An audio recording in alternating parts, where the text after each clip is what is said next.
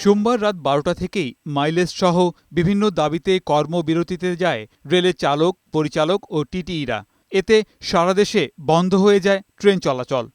সমাধানে রেল কর্তৃপক্ষ দফায় দফায় তাদের সাথে বৈঠক করেও ব্যর্থ হয়। তবে মঙ্গলবার মধ্যরাতে রেল উপদেষ্টার সাথে বৈঠকের পর কর্মসূচি প্রত্যাহার করে রেলের কর্মচারীরা। বাধ্য হয়ে কর্মবিরতি ডাক দিয়েছিলাম এবং আমরা এখন থেকে আমি আমার স্টাফ ভাইদেরকে বলবো তারা যেন তাদের কর্মে ফিরে যায় এবং এখন থেকে যেন ট্রেন পরিচালনার দিকে মনোযোগ দেয়।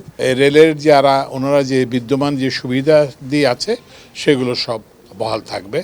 আগে থেকে চলে যেগুলো আসছে সেগুলোতে কোনো হবে না, পরিবর্তন হবে না। এরপর বুধবার সকাল থেকেই শুরু হয় ট্রেন চলাচল। তবে নতুন সংকট তৈরি হয়েছে ট্রেনের শিডিউল বিপর্যয়। দেশের স্টেশনগুলো থেকে প্রতিটা ট্রেনই বিলম্বে ছেড়ে যাচ্ছে। এতে ভোগান্তিতে পড়েছেন যাত্রীরা। টিকিট রিফান্ড নিয়েও আছে জটিলতা। সিলেটে যাওয়ার কথা ছিল জয়ন্তিকা এক্সপ্রেসে, এখন ওটা বাতিল হয়ে গেছে। ওটা এখন আর হয়তো আজকে যাওয়া হবে না। আমরা এসে গাড়ি পাই নাই, গাড়ি নষ্ট হয়ে গেছে। এখন আমরা বৈশা রয়েছি। যদি এই সরাসরি টিকিট কইতো ক্যাশে দিয়ে দিত, ওরা এখন তো অনলাইনে কাটা হয়েছে, ওর জন্য বলছে যে অনলাইনে পাওয়ার সম্ভাবনা আছে।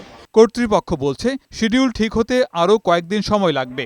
মঙ্গলবার যাত্রার দিন থেকে 7 দিন পর্যন্ত সংগ্রহ করা টিকিট রিফান্ডের সুযোগ রয়েছে। কিছু যাত্রী আমার কাছে যে এখন কমপ্লেন আসতেছে ওনারা অ্যাপিল করতে পারেন নাই, সেক্ষেত্রে ওনাদেরকে আমরা আবেদনের মাধ্যমে